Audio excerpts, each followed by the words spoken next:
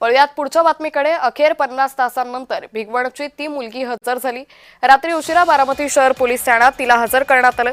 सकाळी 10 वाजता मुलीला पुन्हा पोलीस ठाण्यात नेलं जाईल अशी माहिती आहे। पोलीस ठाण्याबाहेर गोंधळाची शक्यता आहे, त्यामुळे बारामती पोलीस अलर्ट मोडवर असल्याची माहिती समोर आलेली आहे। त्यामुळे रात्री उशिरा या मुलीला पोलीस ठाण्यामध्ये हजर करण्यात आलं।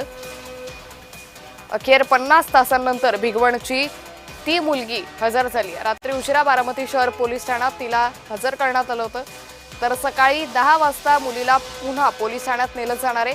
पोलीस ठाण्याबाहेर यामुळे गोंधळाची शक्यता आहे। बारामती पोलीस अलर्ट मोडवर असल्याची माहिती आहे। या संदर्भात अधिक माहिती घेऊयात आमचे प्रतिनिधी नवनाथ बोरकर यांच्याकडून। नवनाथ, या मुलीला सकाळी 10 वाजता पोलीस ठाण्यात नेलं जाईल, काय अधिक माहिती?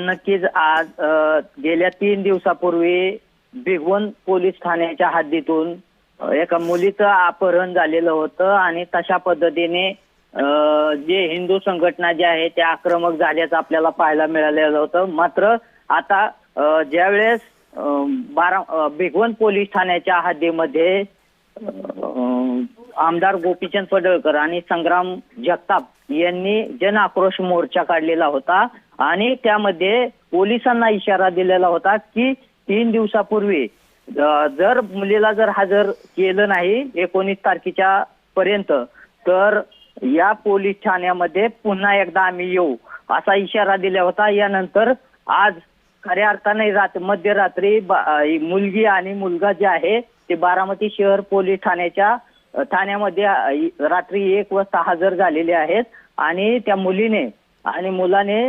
रात्री 2:30 वाजता बारामती शहर पोलीस ठाण्यामध्ये जबाब दिल्याचं आपल्याला माहिती समोर आलेली आहे। आणि यामुळे या ठिकाणी नातेवाईक जे आहेत ते आता सकाळी 10 वाजता त्यांना बोलावण्यात आलेलं आहे आणि 10 वाजता आल्यानंतर नेमकं या ठिकाणी मोठा गोंधळ होण्याची शक्यता आहे। यामुळे बारामती शहर पोलीस ठाण्यासमोर मोठा पोलीस बंदोबस्त जे आहे तो तैनात केल्याचं आपल्याला पाहायला मिळत आहे।